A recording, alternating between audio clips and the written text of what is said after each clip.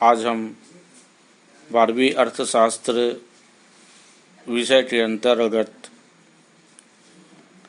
अध्याय 1 एवं अध्याय 2 व्यष्टि अर्थशास्त्र एवं समष्टि अर्थशास्त्र के विषय के बारे में विस्तार से अध्ययन कर चुके हैं।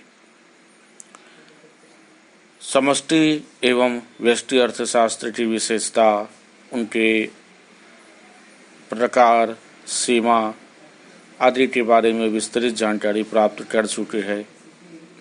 अध्याय 2 के अंतर्गत अर्थव्यवस्था, केंद्रीय समस्या आदि विषय के बारे में विस्तार से अध्ययन कर चुके हैं। इसके बाद आते हैं अर्थशास्त्र की अध्याय 3 में।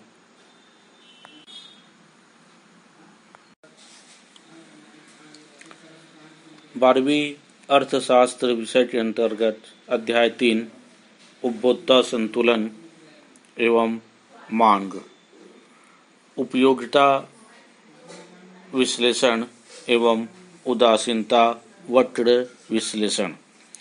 तो सबसे पहले बनाते हैं उपयोगिता का अर्थ एवं परिभाषा। सामान्य बोलचाल की भाषा में उपयोगिता से आशय किसी वस्तु के उपभोग से मिलने वाले सुख से लगाया जाता है। यह लाभ प्रत्यक्ष या अप्रत्यक्ष दोनों रूप में हो सकता है, परंतु अर्थशास्त्र में वस्तु की वह शक्ति या गुण जो मनुष्य की आवश्यकता की पूर्ति प्रत्यक्ष या अप्रत्यक्ष रूप में कराती है, ऐसे वस्तुओं के गुण को उपयोगिता कहते हैं।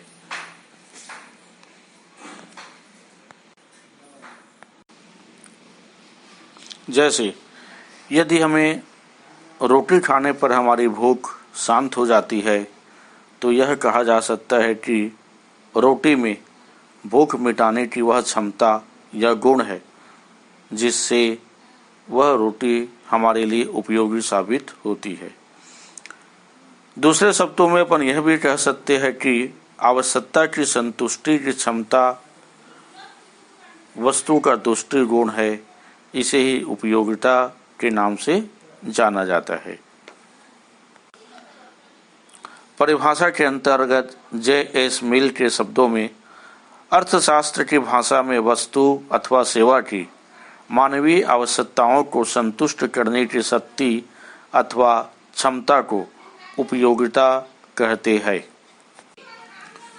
सरल शब्दों में जिस वस्तु में हमें संतुष्ट करने की शक्ति या क्षमता होती है, वही वस्तु हमें हमारे लिए उपयोगिता साबित होते हैं। इस प्रकार से उपयोगिता का अर्थ। अब इसके बाद उपयोगिता की विशेषताओं के बारे में अपन अध्ययन करते हैं। उपयोगिता की विशेषता के अंतर्गत पहला आता है उपयोगिता व्यक्तिगत होती है। दूसरा, वास्तविक उपभोग पर निर्भर नहीं। तीसरा, उपयोगिता एक मनोवैज्ञानिक धारणा है। चौथा, उपयोगिता आवश्यकता की तीव्रता पर निर्भर करती है। पांचवा, उपयोगिता समय तथा स्थान के अनुसार परिवर्तनशील होती है।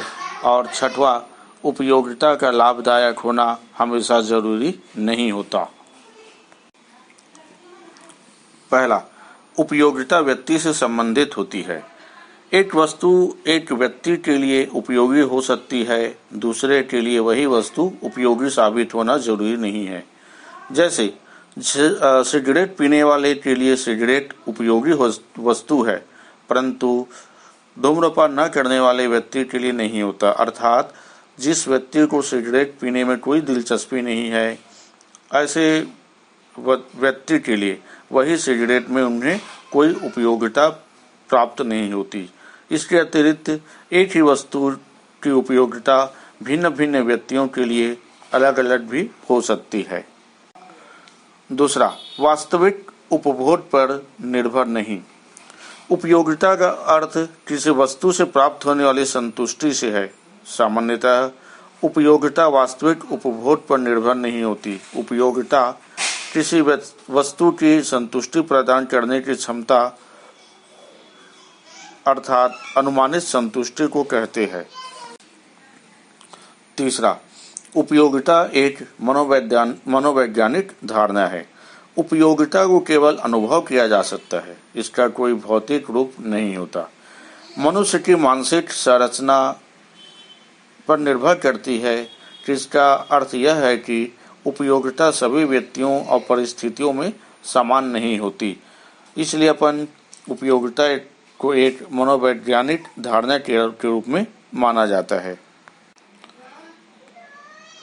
चौथा, उपयोगिता आवश्यकता की तीव्रता पर निर्भर करती है, अर्थात उपयोगिता आवश्यकता की तीव्रता पर निर्भर करती है, इसलिए उपयोगिता को कभी कभी तीव्र इच्छा भी कहते हैं। भूख लगने पर सूखी रोटी में भी उपयोगी मिलती है और भूख न हो तो अच्छे से अच्छे खाने की उपयोगिता हमें नहीं रहती। पांचवा, उपयोगिता समय तथा स्थान के अनुसार परिवर्तनशील होती है। इसका तात्पर्य यह है कि उपयोगिता समय और स्थान के साथ परिवर्तनशील होती है। बर्फ गर्मियों में उपयोगी रहती है, सर्दियों में नहीं। सर्दियों में गर्म कपड़े का अत्यधिक महत्व रहता है, गर्मी के दिनों में गर्म कपड़ों की कोई उपयोगिता नहीं रहती। और छठवां, उपयोगिता का लाभदायक होना हमेशा जरूरी नहीं होता। इसका तात्पर्य यह है कि नशा करने वाले व्यक्ति के लिए शराब उपयोगी साबित तो होती है, परंतु लाभदायक नहीं होती। इसलिए कहा जा सकता है कि उपयोगिता का लाभदायक होना हमेशा जरूरी नहीं होता।